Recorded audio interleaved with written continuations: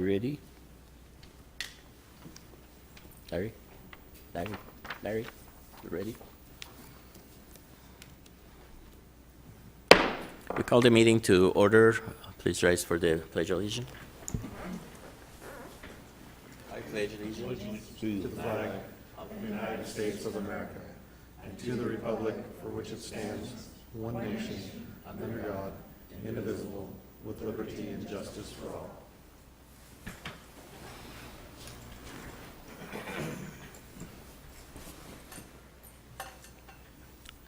Roll call, please. Commissioner Abbott? Commissioner Morse? Here. Commissioner Brule? Here. Commissioner Gordon? Here. Commissioner Walker? Here. Commissioner Beller? Commissioner Kelly? Here. Commissioner Meal? Here. Chairman Azarmi? Here. Thank you. We have a quorum. Good morning, all. We're going to have a recorded announcement, which we're going to be playing. Please, attention. Anyone who has not signed in, please do so at the table located in the lobby. Should anyone wish to speak, please complete a request to speak form, which is also located on the lobby table next to the sign-in sheet. A request to speak form must be completed for each item you would like to speak on.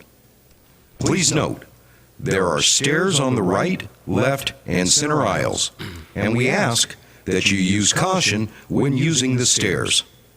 There is also a ramp located to the audience's left. If anyone has written comments, exhibits, petitions, photos, or letters they intend to present at today's meeting, have 17 copies and give them to a staff member at the back of the auditorium. Staff member, please hold up your hand for the audience. If you do not have 17 copies, you may use the overhead camera to present your documents. Please place your documents on the podium and line it up with the arrows indicated. If you want your documentation to go on record, you must hand them to the clerk after your presentation with the agenda item number clearly marked on the documentation. Members of the public cannot speak to staff members that are seated at the tables with microphones during the meeting.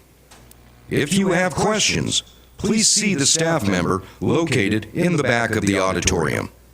All speakers will be limited to 2 minutes to make their presentation statements. Everyone, please turn off all cell phones or place them on vibrate during the meeting. If you must take a call, please leave the meeting area and go outside to have your conversation. We also ask the audience to refrain from talking with one another during the presentations and discussions. Today, the Planning and Zoning Commission will hear public testimony and then forward a recommendation to the Board of Supervisors. Everyone attending the meeting is asked to remember that the administrative building and campus are tobacco-free areas, which means no smoking is allowed from curb to curb. No food or drinks are allowed in the auditorium except for bottled water. If there are any items remaining on the agenda, the Commission will break for lunch for 1 hour per the Chairman's discretion. The items with the recommendation made by the Commission will be heard by the Board of Supervisors on Monday, August 6, 2018, at 9:30 a.m. in the same location here, with the exception of any continued items. We need a motion to approve the meeting minutes from the June 13th meeting. Motion to approve minutes. Okay. We have a first by Commissioner Beller and a second by Commissioner Walker. Any discussion? I'm sorry. My apology, Kelly. Motion by Commissioner Kelly. You started already with an error, huh? And a second with Commissioner Walker. Discussion? All in favor say aye. Aye. Aye. Motion carries. Thank you. We start with the call to the public. We have one application, Stephen Robinson.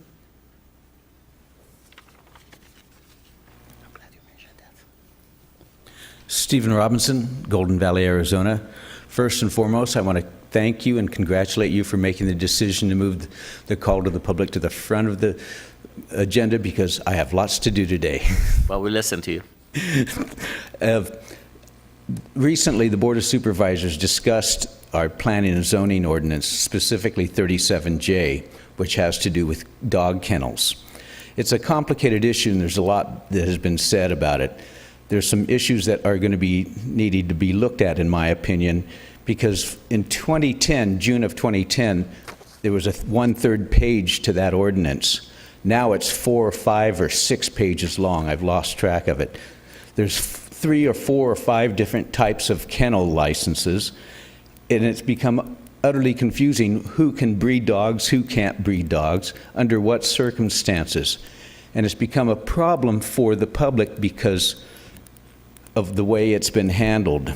I'll talk about it briefly about a state in Midwest Illinois. They have one simple rule. In the rural areas, you can have 5 breeding dogs without having any kind of a permit.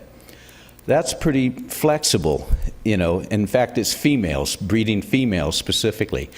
We limit to 4, 10, 5, 6 dogs, depending upon the program.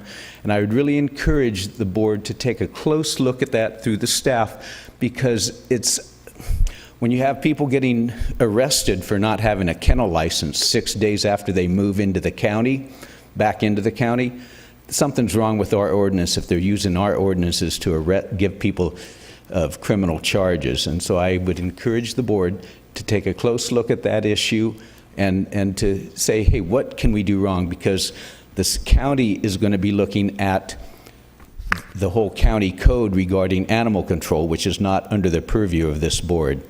Thank you again, and I'm really glad to be here to address you and early. Thank you. Okay, we go to the agenda items. Item 1A. Oh, I'm sorry. Is there any other call to the public that they haven't signed up? Okay, thank you. Go ahead.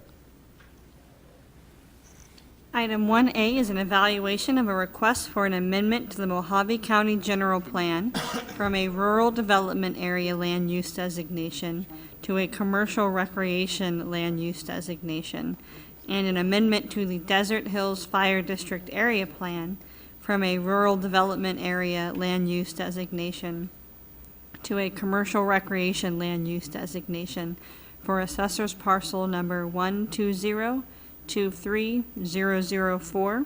The applicant is seeking to amend the Mojave County General Plan and the Desert Hills Fire District Area Plan to allow for an outdoor bar and recreation facility. Staff recommends approval. Thank you. Is the applicant here? Would you like to address the commission? I have nothing to add. I'd be happy to answer any questions if anything comes up, but everybody's happy. Okay. Is your name Chris? Yes. Oh, okay. So you signed as a petition. Okay. Any question from the commission for the applicant?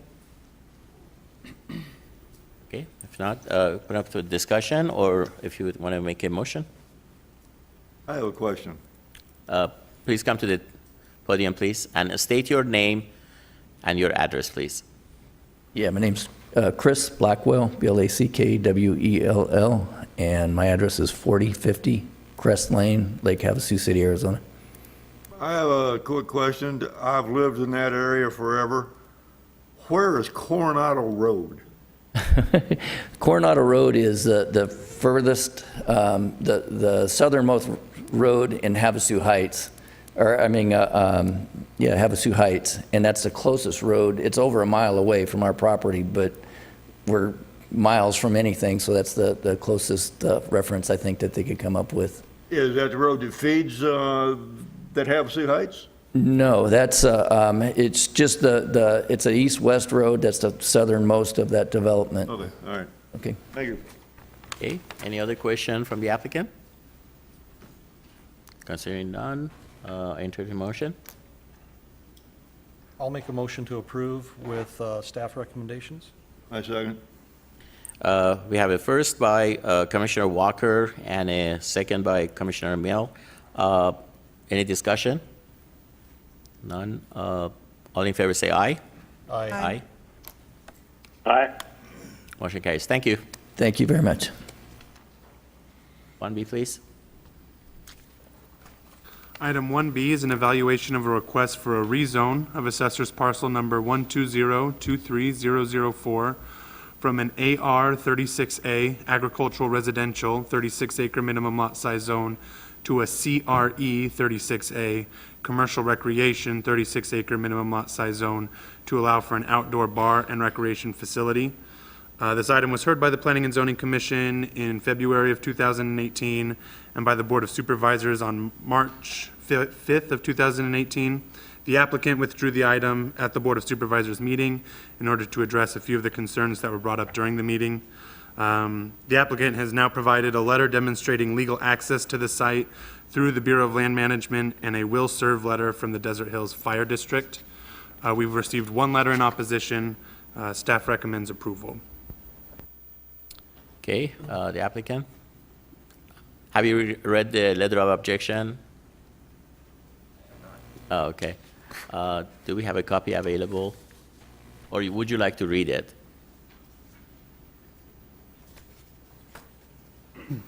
We received a letter from a Patricia Tome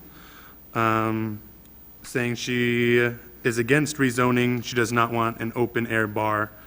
I sent in notice on this earlier. Okay. If you have any comments, you can state your name and address, and then, if you have any. Again, Christopher Blackwell, BLACKWELLO, 4050 Crest Lane, Lake Havasu City, Arizona. I would have been more than happy to answer a specific question. I'm not sure, other than just a general, she doesn't want it there. I couldn't Thank say, you. is she one of the neighbors surrounding, or? That's fine. Again, the commission's position is the land use ordinance. We have to see if the application is compatible to the land use ordinance that we have, and obviously it is. So, I think that you're fine. Thank you. Okay, thank you very much again. Any discussion? If not, entertain a motion, please. I'll make the motion to approve with staff recommendations. We have a motion by Commissioner Walker, seconded by Commissioner Morse. Any discussion? Not. All in favor say aye. Aye. Aye. Motion carries. Okay, item 2. Item number 2 is an evaluation of a request for a special use permit for assessor's parcel number 210560001 to allow for an off-premise sign in a C2H general commercial highway zone in the Lake Havasu vicinity. The property is located west of Highway 95 and south of Interstate 40. The Mojave County General Plan designates this area among the scenic routes and vistas. Off-premise signs are prohibited in areas designated as scenic routes and vistas. Staff recommends denial because the proposed off-premise sign is proposed along one of the scenic routes and vistas as designated by the Mojave County General Plan, and the Mojave County zoning ordinance prohibits off-premise signs located in these designated areas. Should the commission decide to recommend approval to the Board of Supervisors, staff has provided conditions for that, and we've received one letter with supplemental information from the applicant. Is the applicant here? Yes. Could you address the commission, please? And please state your name and your address for the record. Good morning. My name is Brad Sauerbier, 309 Orchid Street, Kashmir, Washington, 98815. And I think you have a slideshow, right? Yes, I sure do. Okay. So, thank you for allowing me this presentation. I wanted to start out with the code that we're being denied on, or the ordinance. Off-premise signs shall be permitted only on lots, parcel zone C2. In addition, off-premise signs shall be permitted on lots in parcel zone C2, general commercial, along state highways 93, 68, 95, which we are on, 68 and I-40 and I-15, unless the area has been designated as a sign-free area as per section 42K of these regulations. So this is the map that depicts the scenic route along 95. It starts at the county line south of Havasu. It runs through Havasu and then up into, well, then it seems to cease at I-40 junction. This is another map of the countywide area. 7 is Desert Hills planning area. The existing language is vague since it includes 95 through Lake Havasu. Lake Havasu, as we all know, is not a scenic area in terms of commercial development. It's a large city, 50,000 people. Under most circumstances, that would not be viewed as a scenic corridor. In your county code, you have other scenic corridors which include the road to the dam and up to Grand Canyon. Those seem more scenic appropriate. The Desert Hills Fire District land use diagram shows clearly a contradiction where the scenic designation boundary starts about 5 miles south of the proposed location. This is an aerial photo of the location. As you can see, there's a truck stop right nearby, Love's Truck Stop, and also Flying J, or Pilot, I mean. The signs that exist in the area are a similar size. In fact, the county allows 250 square foot signs up to 45 feet tall for on-premise, whereas the billboard can only be 35 feet tall, similar size. My use would not adversely affect the immediate area. This is looked at as a commercial area, and there is definitely a need for advertising in this market. I've had clients request to be able to advertise in the Lake Havasu market area. Per County Code 42.K, it states that, except as provided in these regulations, it's the policy of the Board of Supervisors and the Planning Commission to permit off-premise signs to be located in viable commercial areas and discourage rezoning of lots and parcels for that sole purpose. We're not requesting a rezone for this property. This is existing zoning. And as you can see, this is a viable commercial area, and our use would not adversely affect the existing uses in the area. So we encourage the members here today to approve this application.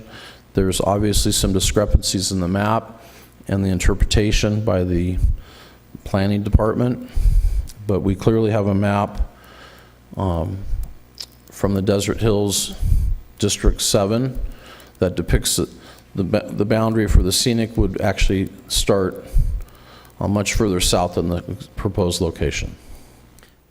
You recognize that the on-site sign is different than off-site premise, sign that we have, right? Yes, sir. Okay.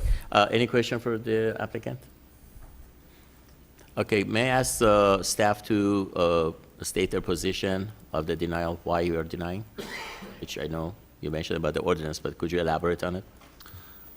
Yes, so Commissioner, or Chairman Azarmi, members of the commission, in the Mojave County General Plan, it specifically mentions that areas, so in section 42K, in prohibited areas, it says that designated sign-free areas where gradual and eventual elimination rather than expansion of non-conforming off-premise signs and structures will be undertaken, and no new signs will be installed as follows. Designated areas on Highway 95 approaching Lake Havasu City, along Interstate 40 in the Yucca area, and in any area designated in the Mojave County General Plan as a scenic route or vista, except Highway 93 north of Pierce Ferry Road, Interstate 40 between the Griffith Interchange and the northern section line of Section 19, Township 20 North, Range 17 West, and Interstate 15. So because this falls under one of the scenic routes and vistas in the Mojave County General Plan, staff recommends denial. Okay. Has there been any examples, the applicant mentioned that there were some examples of scenic routes that, they had the signs, off-premise sign. are those, is that true, or is this something that, have you looked into it? Chris?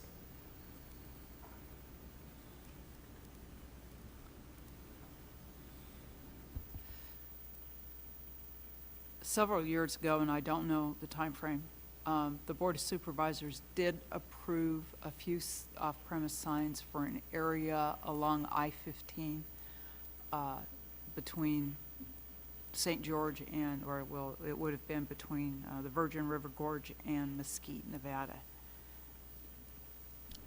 So Chris, after the land use ordinance was, the most recent one approved, have you had any examples of any violation or anything like that? I don't recall any violations of. Well, I'm saying somebody putting a sign up for. And there has not been an approval by the commission and then on to the board. Thank you. For a sign in a sign-free area. Okay, so in my opinion, definitely that, again, I stated earlier that our job, our commission, is to match the application with the ordinance. And in my opinion, this deviates from it, and it is outside of the land use ordinance that we have. That's my position, but I'll open it up to the discussion with the commission to see how they feel. Please. Mr. Chairman, thank you. My question is, the map that he showed us, he said there's some discrepancy in maps that show the designated scenic areas. And so could you clarify? Chairman Azarmi, members of the commission, the Desert Hills Fire District Area Plan was adopted prior to our current general plan. The general plan and the area plan are intended to operate in harmony. However, we now have a new plan, the general plan, that we also have to adhere to with its new revisions. And I believe that the scenic addition to 95 is kind of separate. The Desert Hills Fire District Area Plan, the people who were behind that wanted one thing. However, the community at large, Mojave County, wanted more protection for scenic areas, which is how we have the discrepancy between the two maps. People within one specific area said, we want this, but the county at large wanted a larger protection for scenic areas. Thank you. Thank you. Can I please add to that? Please. So if that is the case, then why is intense and commercial and industrial development being allowed at this location? We have mini storages and truck stops and fast food locations. This is not being looked at as a scenic corridor under current county code. The zoning's all in place for commercial viable development. Well, the on-site, sign ordinance is different than off-site. I mean, this particular case, they have a business to run, Wendy's or other gas station or whatever, so that is zoned commercial, and that's within the land use ordinance to be able to advertise within the guideline of the sign ordinance we have in the code or in the ordinance. But I'm also able to meet the same sign codes in terms of the zoning requirements of the sign ordinance. What's at issue here is whether this should really be reviewed as a scenic area. When you say approaching Lake Havasu, does that mean 3 miles from Lake Havasu? Does it mean 5 miles from Lake Havasu? This location's 19 miles from Lake Havasu. So off-premise signs shall be permitted only on lots in parcel zone C2H, and it goes on to say other areas, including the 95. So it appears to me that inadvertently the designation of 95 being scenic from the county line of La Paz all the way up to I-40 was inadvertent, considering that it goes right through Lake Havasu, which is also not a scenic corridor. It's intense and commercial development. Again, this commission's position is, to review the land use ordinance with the application, and we make recommendation to the Board of Supervisors. They are the ultimate decision makers that they would be able to deviate from it with that. So with the outcome of this commission, I recommend for you to reason with them and see if the commission decides to deny, to reason with them. And it seems like there were examples in the past that they maybe did it 15 years ago. If they want to go for it, that's their authority. But at this time, your application is inconsistent with land use ordinance, right or wrong. That is the case at this time before the commission. Thank you. Yes. Any questions for the applicant? Yeah, I have a question for staff. Uh-huh. Staff is apparently concerned about the sign and all that. Has anybody approached you about that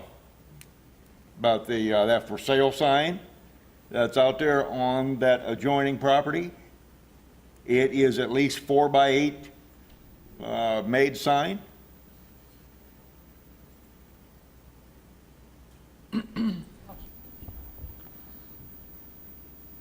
Mr. Chairman, members of the commission, we have not been approached for the sign that's on the other property. I guess the question is that, if the ownership is advertising for sale, is that legal or not? We'd have to investigate it. We'd have to see if a sign that large would require a permit. It would be considered an on-premise sign and not an off-premise sign.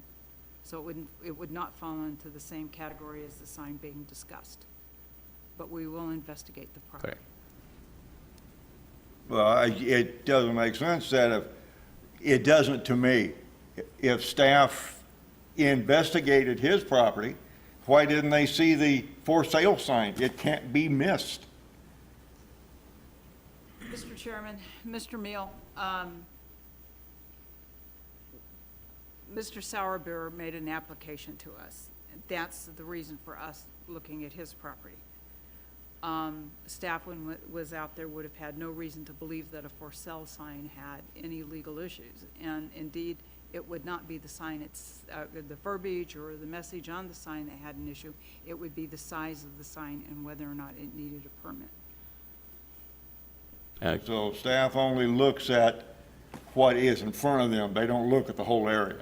Commissioner Mill, my understanding is that, that's a code enforcement item. And, my understanding is that Mojave County, they go at this time with a complaint-driven type of, thing. They're not going specifically to look for, when they are there for that application, to look for any violation of the code enforcement, because it seems that is the case. So right now that you brought it up in the form of objection, I assume that the code enforcement will be able to look into it.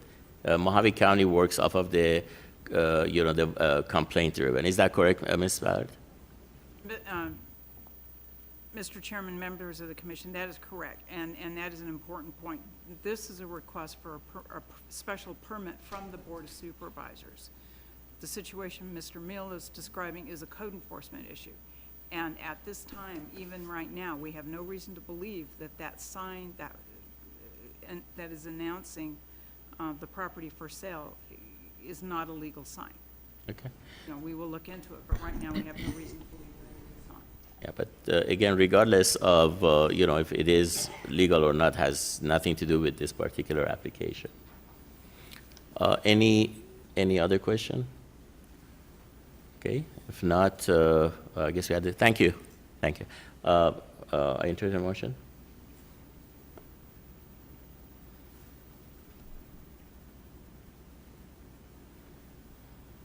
Anyone? I'll make a motion to deny as staff recommends. Okay, we have a motion. Do we have a second? I'll second that. Okay, we have a motion and a second. We have a first by Commissioner Walker and a second by Commissioner Burrell. Discussion? Yes. Go ahead.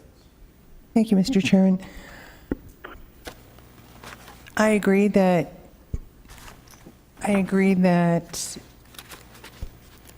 in accordance with staff recommendation, that the commission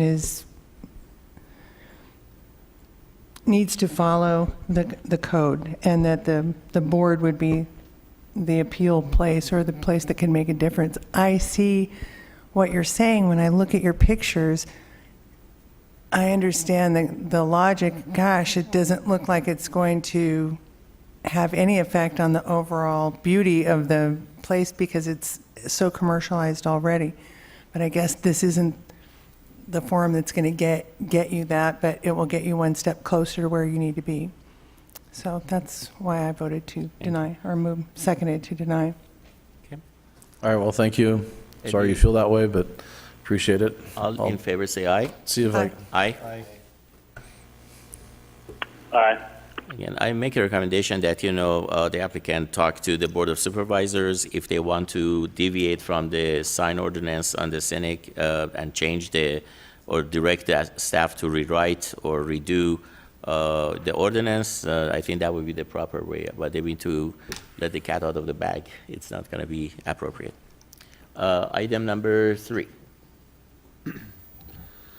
Item number 3 is an evaluation of a request for a renewal of a special use permit for assessor's parcel number 306-09032G and a portion of 306-09033A to allow for a kennel in an AR agricultural residential zone in the Golden Valley vicinity.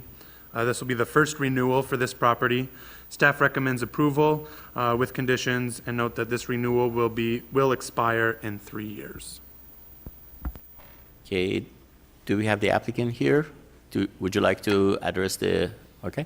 Please state your name and your address for the record, please. This is W.C. Allen. Good morning. Right. And I'm 4065 West Crystal Drive. Okay. And we're doing fine, and we haven't done any changes. We're improving. And we don't sell, we don't breed, and we don't rescue dogs. All we do is train owners and people, the people and the dogs. And we haven't had any complaints, and everything's been going real good. And we'd just like to continue what we're doing. Any question? No, thank you. I guess the staff is consistent with your statement, and that's what they're making the recommendation. Okay. Thank you. Any question from the applicant? Not, I enter the motion, please. I'll make a motion to approve. Second. We have a motion by Commissioner Walker and a second by Commissioner Kelly. Any discussion? If not, all in favor say aye. Aye. Thank you very much. Aye. Motion carries. Item number 4A.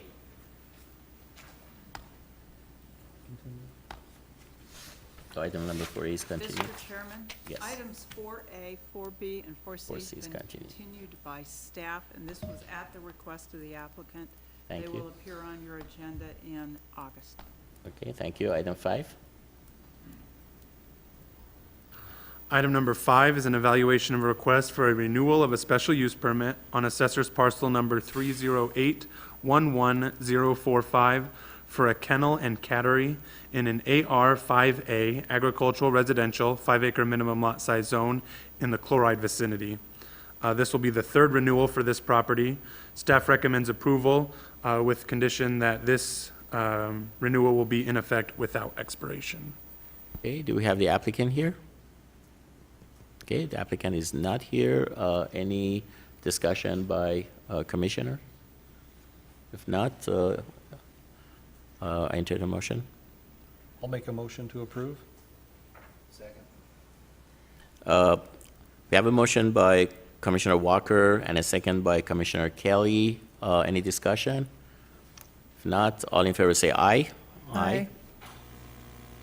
Aye. Motion carries. Item number 6. Item number 6 is an evaluation of a request for a rezone of assessor's parcel number 204-16017 from an AR 36A agricultural residential 36-acre minimum lot size zone to an AR 5A agricultural residential 5-acre minimum lot size zone to bring the parcel into compliance in the Kingman vicinity. Staff recommends approval with standard conditions. Do we have the applicant here? We don't. Any discussion by the commission? If not, I entertain a motion. Motion to approve according to staff recommendation. We have a motion by Commissioner Kelly and a second by Commissioner Morse. Discussion? All in favor say aye. Oh, sorry, go ahead. I put my name in to discuss this. Oh, okay, sorry about that. My apology. Please come to the turbine. One moment, please. Could we retrieve the motion? We haven't voted on it, so we're okay. Go ahead. Thank you. My name's Kit Merritt. I live at 8812 Wilson Ranch Road.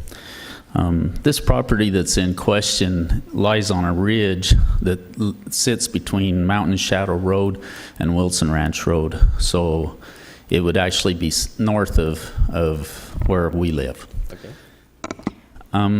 Excuse me, could you repeat your name and your address, please? Sure, it's Kittrick, K-I-T-R-I-C, Merritt, 8812 Wilson Ranch Road. Thank you. Thank you. My wife is probably the oldest living person out there. She's been out there for 33 years. And when this property was originally divided up, it was done in larger parcels to try and keep it as a rural community. The last home constructed out there was approximately 20 years ago in that area. Part of the reason is because it's hard to find water in that ridge.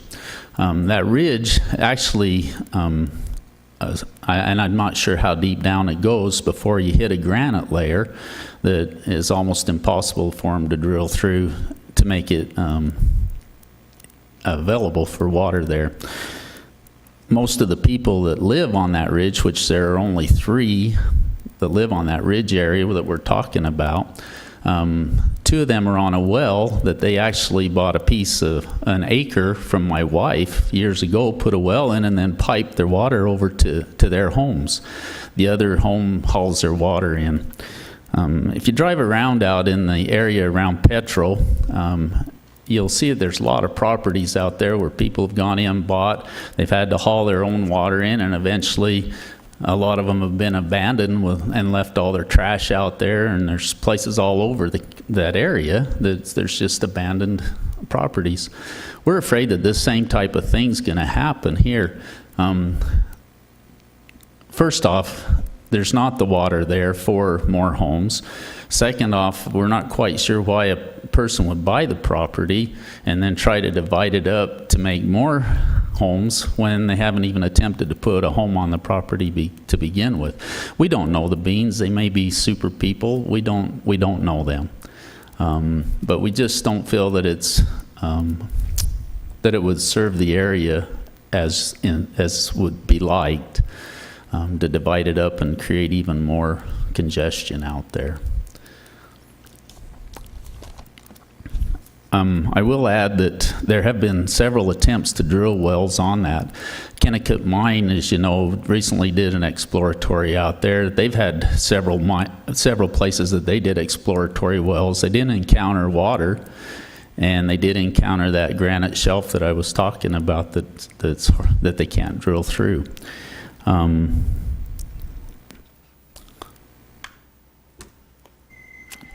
We would just recommend that this not be approved.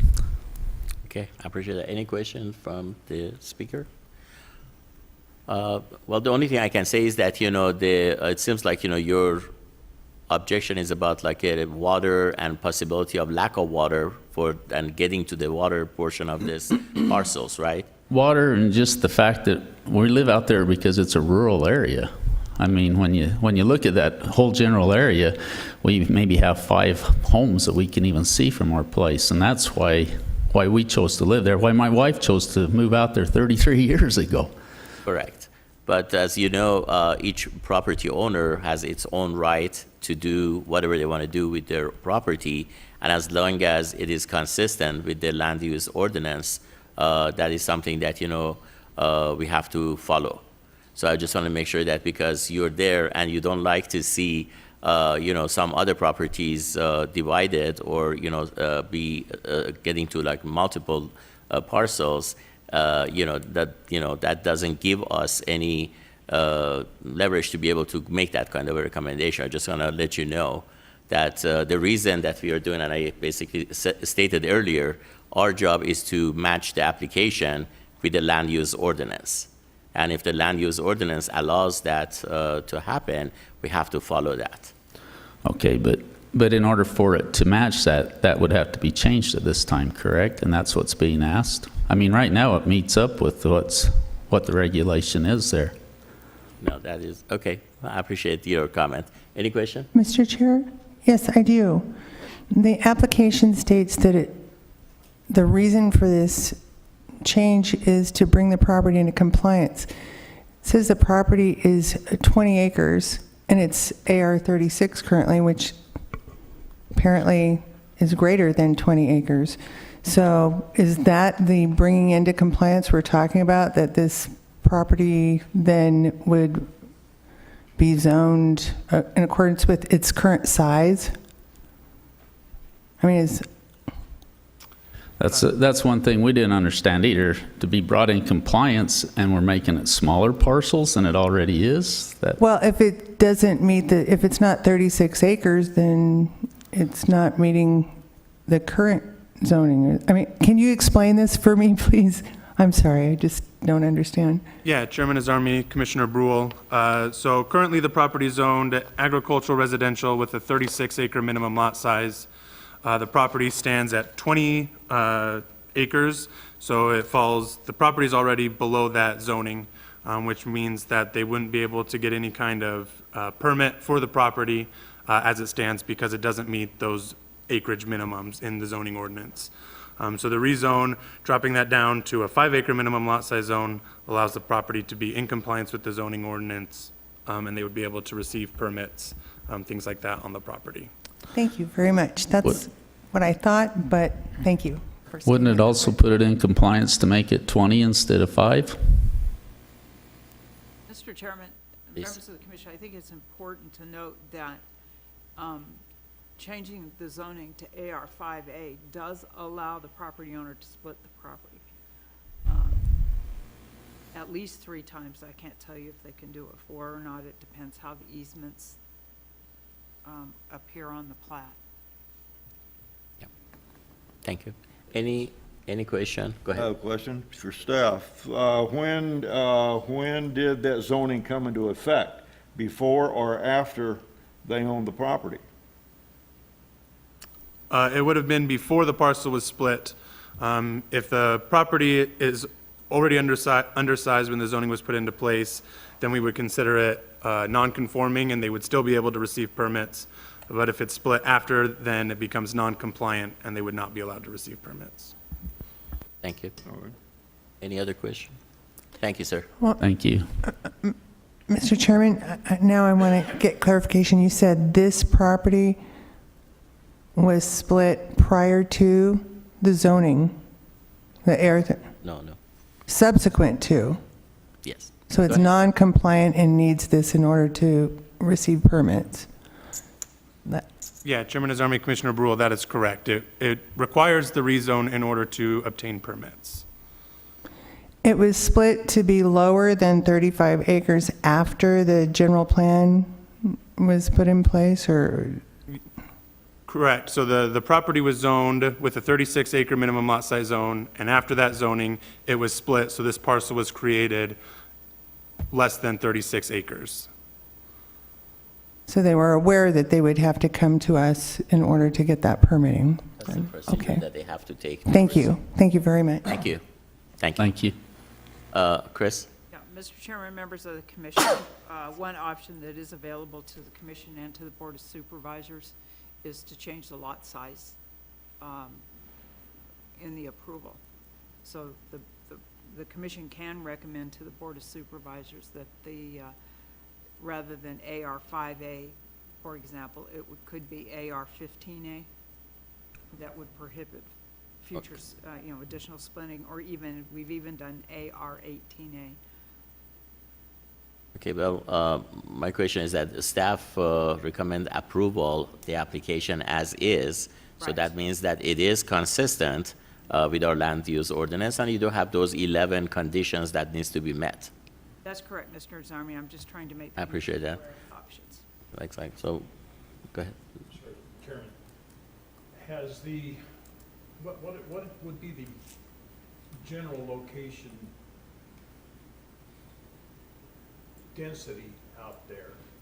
I mean, most of the acres, most of the parcel is 5 acres, or most of the parcel is 36, I'll show you. are we changing the complexity of it? Out in the middle of the Neighborhood boonies. by They're all 5 acre. allowing a 5 acre zone? Commissioner Morris, if you look at the zoning map, you'll see immediately to north of it is already 5 acres. That's my understanding, that it already has the 5 acres, and I see some improvements on it. My assumption is that there is maybe, some housing or something on They it. just put it up So, I'm sorry? right above it. Well, I see some activity on it, I mean, from the map that we have. So it might be a storage, it might be whatever it is. But, bottom line is that, it's already subdivided Ready to to do it 5 again. acres on that, Commissioner Morris. Does staff have any other thing that you can add to it? I guess the question was the consistency, and I see that, it's already been done. No, only on one lot, the rest are 20+ acres, most every lot out there. So the zoning map is incorrect, is that what we were saying? It is correct. So we are showing, excuse me, sir, please. So we have we are showing 3-5 acres right north of it. Mr. Chairman, members of the commission, the property directly north of the subject property under consideration today is zoned, those 3 properties are zoned AR5. 5, okay. Please come to the tribune and we're going to speak, sir.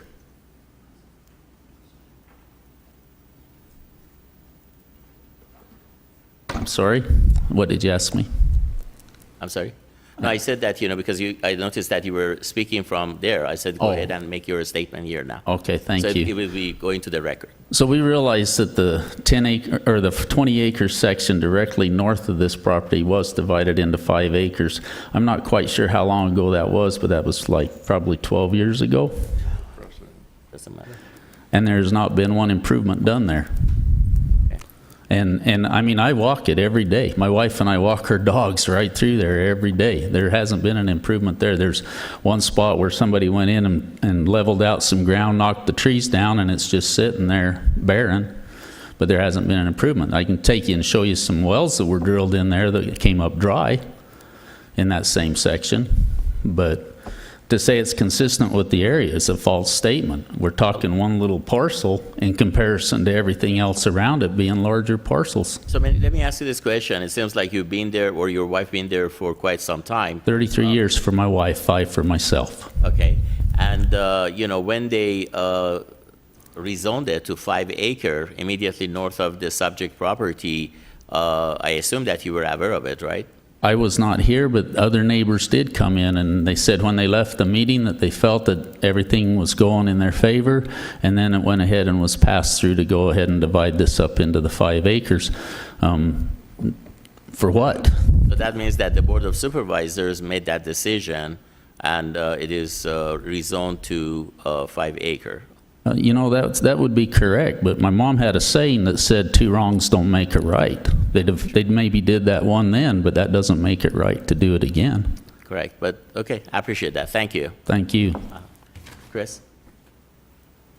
Mr. Chairman, members of the commission, I'll also bring to your attention, although it's zoned AR. We can hardly hear you, Chris. Could you pull the Oh, microphone yeah, towards here. you? Well, I'm not talking into it, I'm talking to my computer, so that might be a problem too. I will also bring to the commission's attention, although these lots are zoned AR 36, if you take a look at the lots to the east, they are also smaller than AR 20. Right. Excuse me, a 20 acre lot Correct. size.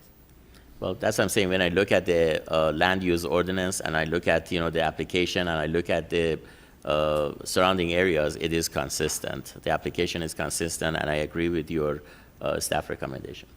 Okay, any other questions, any discussion? If not, I entertain a motion. Motion stands. We have a motion on the, Oh, we already have, I'm sorry. We have a motion and we have a second. All in favor say aye. aye. Aye. Motion, oh, Michael? Aye. There you go. There's a delay. Motion carries. Did you vote? Item number 7. Item number 7 is an evaluation of a map correction of assessor parcel numbers 225, 22, 023, 025, 026, 030, 031, 032, 033, and 034 to correct the zoning designation from an AR agricultural zone to a C2H general commercial zone and an M2 general manufacturing zone in the Mojave Valley vicinity. The situation with these lots is kind of the planner's world of a series of unfortunate events.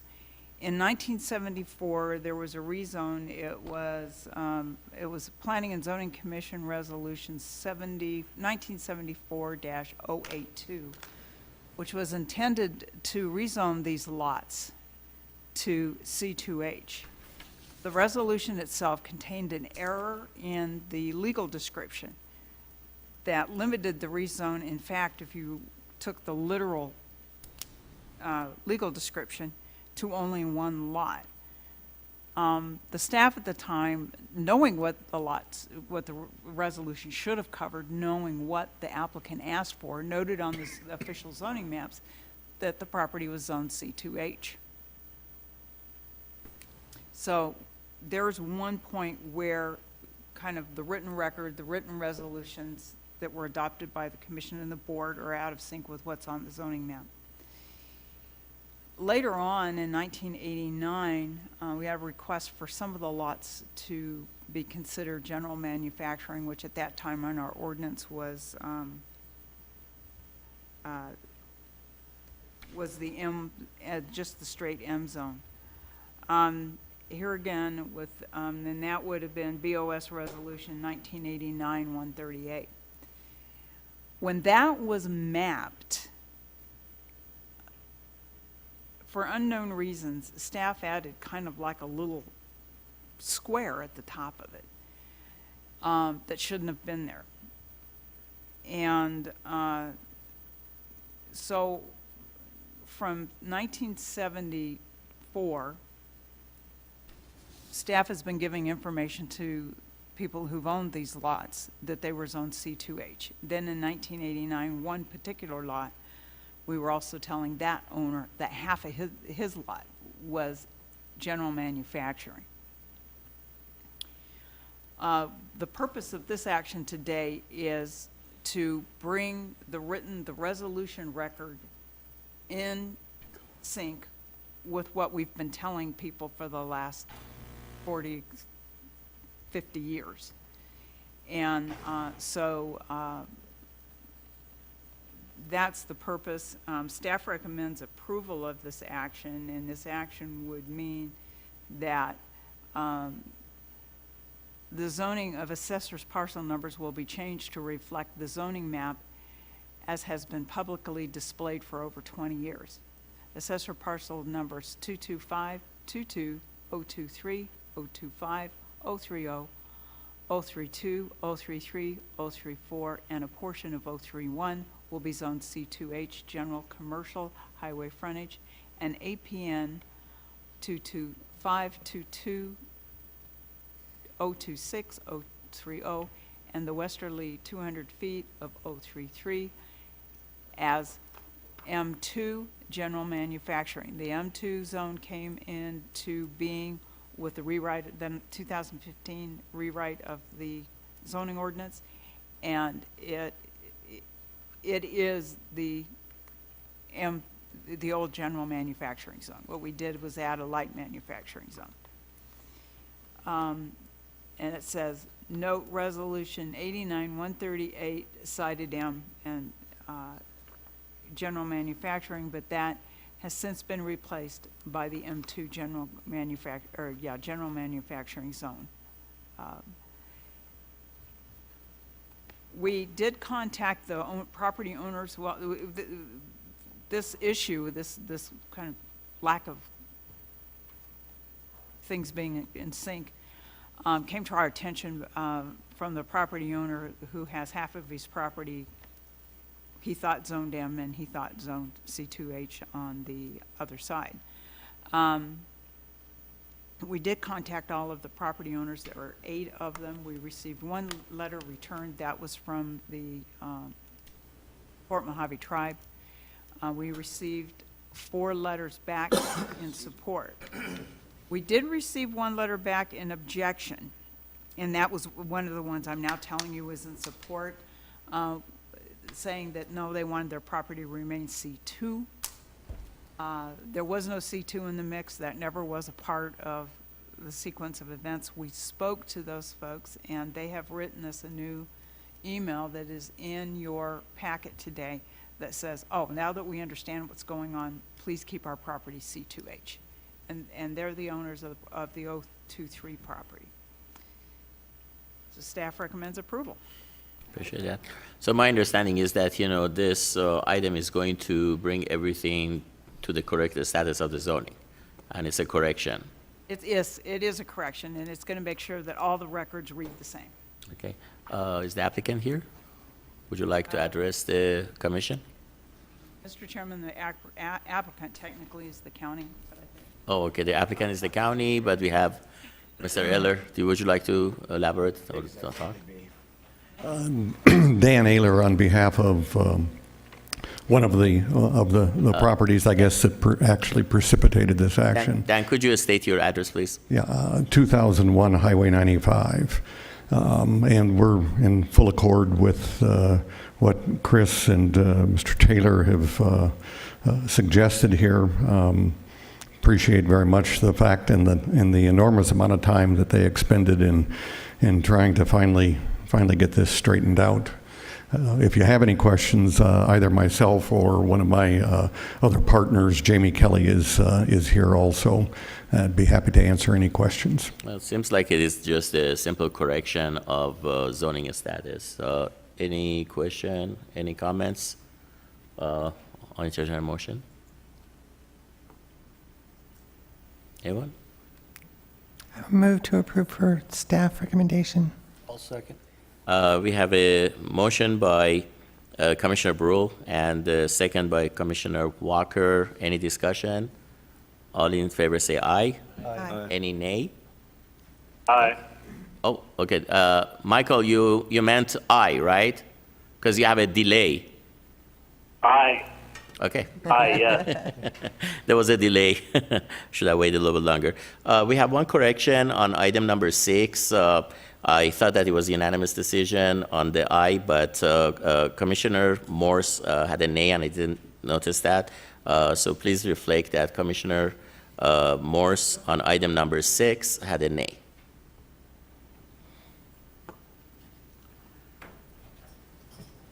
Okay, motion carries. Item number 8. Item number 8 is evaluation of proposed Mojave County Ordinance 2018-02, an ordinance setting forth a fee schedule for services provided in the implementation of the adopted building code. And these fees were originally proposed in 2000. They were part of the fee review that the department began in 2014. They were part of the proposed fee changes in 2017 that the board rescinded. These are the building fees, not the zoning fees. So these would not cover rezones. They cover home construction, building construction. Basically, if you come and obtain a building permit, a grading permit, those kinds of things.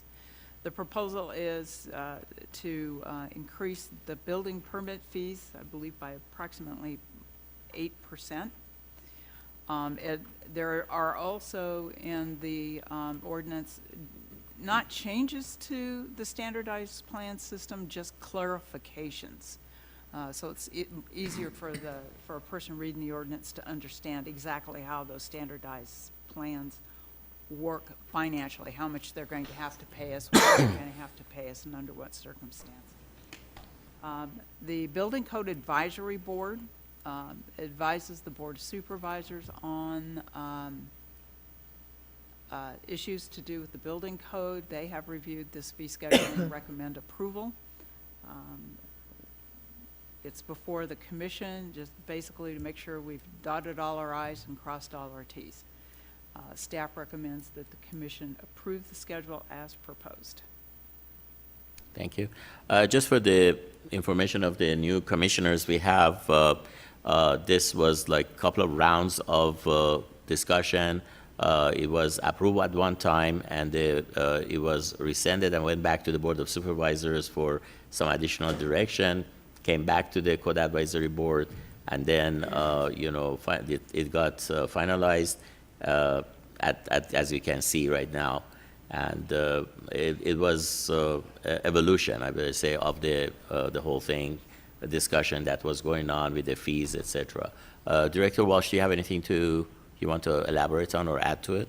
Chairman Azarmi, thank you. If I may just add one thing to what Chris presented, we also brought in really trying to consolidate our fees back, and I'm not sure exactly when the solar fees were approved by the Board of Supervisors. What this action does is bring those in, so all of our building fees are in one location. So it's not an increase, it's not a new fee, it's just basically trying to consolidate all of our fees into one place. But yeah, other than that, basically we're looking at an 8% increase for building fees, and that's pretty much it. I'd be happy to answer any questions. Any question from the commission? Please. Mr. Chairman, thank you. My question is there any policy set forth by the board or departmental policy that states how often you'll be reviewing this fee schedule and proposing changes? Because it seems to me that this was kind of a long period of time. It was really one of the tough things about increasing fees is that you can't catch up 10 years at a time. And it's a shock to everyone who's trying to do business that's affected by it. So it seems to me if we did, say, a once every 3-year review or something like that, that we might be able to keep pace and meet those policy objectives more readily. But so I guess that's my question. Is there something in place so that we're going to be seeing this on a regular basis, periodically? And Chairman Azarmi, Commissioner Brill, that's a great question. This specific item does not include a bringing it back to the commission for reanalysis. In presenting it to the board, this strategy, we presented this strategy to the board, and then they approved the strategy. We brought it to the Building Code Advisory Board and now to the Planning and Zoning Commission. In proposing the strategy to the board, we recommended that this fee increase will help us in retaining and attracting qualified professionals to do our plan review, do our inspections. We're really seeing difficulty in recruiting and retaining those positions. So this specific fee increase was with the intention of being able to accomplish that, and we did mention to the board at the time that if we continue to see trouble or struggles in accomplishing that goal, we would probably be back to request an additional increase in the future. But the suggestion you make is a great suggestion to have that periodic review of those fees and see where we are. Well, rather than have it go 8 or 10 years where it makes it maybe a little bit more difficult, if it's something we saw regularly or that was seen regularly and reviewed and kind of alive, then we may avoid some of the issues that we had through this process. Just suggesting. Chris? Mr. Chairman, members of the commission, one of the things we should note here is that according to Arizona law, when you increase fees or institute fees, there is a different notice schedule that you have to follow. It's different than our normal routine items. And as a result of that, this item will not be heard by the Board of Supervisors until August 20th. Question? Please. Question for staff. our current economy is on the uprise. When it turns around, can those fees come down also?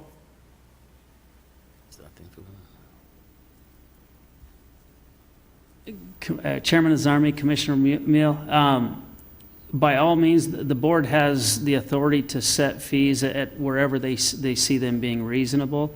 What we're looking at with our current workload and our current projections based on the data that we have, that this would allow us to basically fill and retain the positions that we currently have. If there were a downturn or if there were a continued uptick, we would need to look at the demand that specific economy required. So can it happen? Definitely the board has that discretion to be able to set the fees where they see reasonable. If I may add a couple of comments, one for the Commissioner Brule. I believe that, the subject of this item that we are talking about is not time sensitive, it is more workload sensitive. So as we are going through these ups and downs of the economy that Commissioner Mel mentioned about it, that's where, this needs to be done.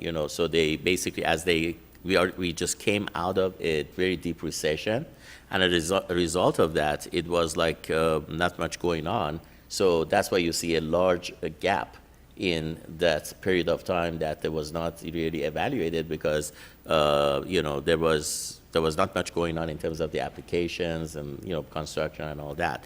Right now, they're experiencing an overwhelming, number of permits and applications, and definitely needs to be addressed. And I assume that if the economy continues to go up, there is a possibility that, based on the frequency of the activities that they're going to have, it can stay the same, and maybe the revenue is going to be such that they would be able to make downward adjustment, just like anything else, because the overhead, can take care of more items. But one of the issues that, I would say by state statute, the fee that it is paid for the permit, building permit, it is supposed to be for the services rendered. And that's going to be very important. And the service, the word service means a lot. So I'm hoping that Director Walsh, would be able to take care of the ward service and customer service more than anything else on this part of it, which I think that, there are two things that they have to be brought up at the same time: additional fee, additional better service, I think. Go ahead. Just by virtue of inflation over a 10-year period, you would have a change in cost, but I realize the objective, the policy objective, is to attract and retain business, not to have full cost recovery, which is the confusion we had in the beginning. It's some kind of blending of the two, and I think periodic review is important in anything financial, so I would still promote that. But yeah, I think this process has been really a good learning experience, and staff has done a tremendous amount of work to get us to this point, and I commend you all. Thank you. Thank you. And again, one thing I'd like to elaborate on is Commissioner Walker, late Commissioner Silberg, and myself, we were part of this Code Advisory Board. And again, I'd like to remind everyone about the hard work of Paul Silberg in many, many years contributing to not only the commission here, Planning and Zoning Commission, but also Code Advisory Board, Land Use Ordinance, and all that. So it's a good time to basically have a note on that. Well, with that, I open it for any discussion, or I think we can entertain a motion, right? I'll make a motion to approve. Okay, we have a motion by Commissioner Walker and seconded by Commissioner Morse. Any discussion? If not, all in favor say aye. Aye. Aye. Any nays? None? Okay. Motion carries. Item number 9, I believe. Item number 9 is proposed Mojave County Ordinance 2018-04, an ordinance setting forth an amendment to the Mojave County Ordinance 2015-04, which adopted the Mojave County Building Codes. The amendments are to include local amendments that are more responsive to the local business industry. And basically, after hearing from the local construction industry, the Building Code Advisory Board approved certain amendments to the Mojave County's adopted building codes that are intended to be more responsive to the building industry. And just a general description of the changes they are proposing is, 1, delete the 2006 Energy Code from the list of adopted codes. Allow the 2006 International Residential Code as an acceptable alternative materials, designs, and methods of construction and equipment, but still note that the 2012 International Residential Code is actually the adopted code. Require any electrical plan submitted for services 600 amperes or above be submitted by and sealed by an Arizona licensed registrant. Exempts plumbing, electrical, and mechanical plans for residential structures. Allows standardized plans to be valid until the next code adoption. I believe prior to that I'm not sure if they were valid for 1 or 2 years. Delete the existing local amendment for climate and geographic criteria for wind speed. Require a qualified contractor for services, this would be electric service, of 400 amperes or above, and eliminate the required GFCI, that's a ground fault interface installed for a garage door opener, and replace with a single outlet device. The Building Code Advisory Board has considered these items. They considered these items at their meeting on May 9th, 2018. They recommend these local amendments, and staff concurs with that recommendation. Thank you. Okay, we don't have any speaker for this item. Any discussion? If not, I entertain a motion. I'll make a motion to approve. We have a motion by Commissioner Walker and a second by Commissioner Morse. Any discussion? If not, all in favor say aye. Aye. Aye. Any nays? Motion carries. Okay, I think that is what we have. Any comments by the commissioners? Any discussion? Any comments? Okay, I'll make a motion to adjourn. I'll make a motion to adjourn. We have a second? We have a motion by Commissioner Walker and a second by Commissioner Kelly. All in favor say aye. Aye. Aye. Michael? Already gone. Michael already left. He went to the bar. He's done gone. No nays, I'm so. here. I'm here. Oh, there you go. I guess you're having a trip to the refrigerator, right? Or to the bar? Which one? I had it on mute. Sorry. Well, there is a delay here, so that's all right. All right, take care. Thank you, Michael, for joining us via the PA system. Motion carries.